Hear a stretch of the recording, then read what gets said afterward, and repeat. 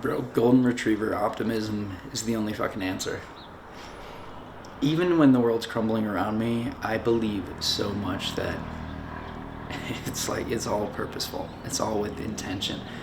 You know, it's the same as like a psychedelic experience. So many people have this idea of psychedelic experience that they're either good or bad, and what this is a result of is a life and a culture where we categorize everything as good or bad, black or white, and we fail to understand the nuance of every situation. The good and the bad are both a dichotomy between, it's like heat.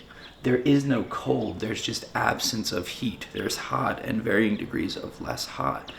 It's not good or bad, it's good and varying degrees of good. So the way I see psychedelic experiences is there is no bad trip, dude.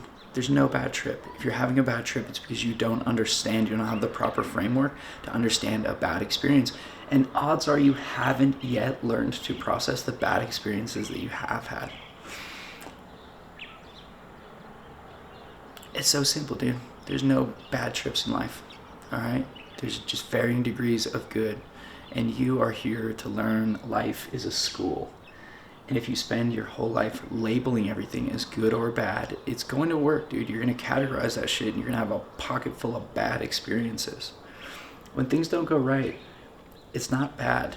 It's just a lesser degree of good. And it still has that dichotomy within it where there are going to be the lessons, the values that you take out of even these bad experiences. When I look back at some of my worst experiences, they become my best stories, and then in turn become some of my best experiences, because now I'm able to use them to share ideas, to communicate experiences with other people. This is another thing I've noticed with people. When they have a bad experience, they try to warn the others, which is like evolutionary biology, right? We try to warn the others so they don't also have a bad experience. Like, no one's gonna sell you on a business model being bad more than the person who failed at that business model.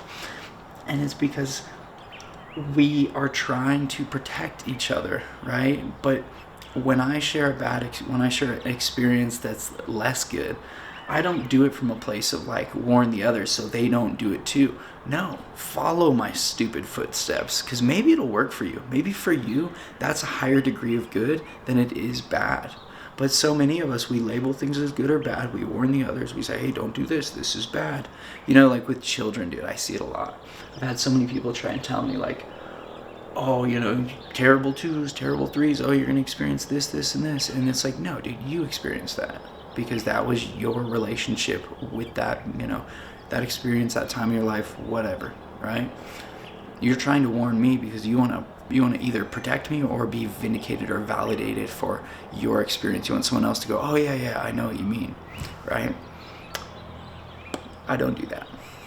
I think good trips and bad trips, they're all good trips, man. There's no such thing as bad trips. And as soon as you tell yourself that, as soon as you kind of accept that, bro, your life will get so much fucking better. I don't have any failures. I just have lesser degrees of good and different degrees of good, right? From a different perspective, something that seems like shit can be absolutely incredible. It's that whole one man's trash is another man's treasure. One man's good trip is another man's bad trip, and vice versa. There is no good and bad. If you want to be successful in life, and I don't mean successful just in terms of money, if you want to have a fulfilling life that brings you joy, where you get to connect deeply with others, you need to get out of this binary set of thinking, right? It's not good or bad. It's all good, just varying degrees of it. I mean, dude, I'm sitting in Guadalajara right now. Originally, we were supposed to be in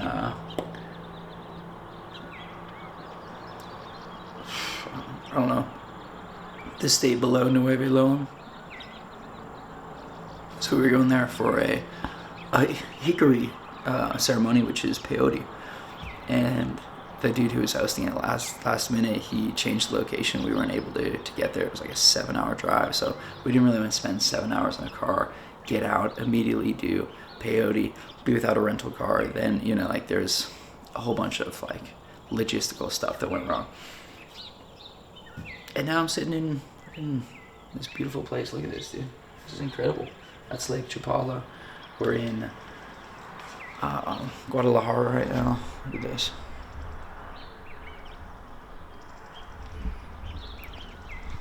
It's beautiful, man. But if I were stuck in a story where I was telling myself how fucking shitty this was, it would be shitty. Like, that's how your experiences are, bro. Whatever you tell yourself, story is everything. Whatever you tell yourself about your experience, that's what it's gonna be, right? And what's mind-blowing is most of you know that, and you still choose a shitty story. You still choose to tell yourself you're stuck, that you have no choice, that your options are limited. No, dude, this is a choose your own adventure game. Like, right now, I could fucking jump out of this window. Right now, I could drive down to that lake and go try swim across it. Right now, I could go eat a coconut. I could go drink some fresh cocoa. Right now, I have choices, right? Not good or bad, just choices. So, yeah, just feel like sharing that. It's a beautiful world, dude.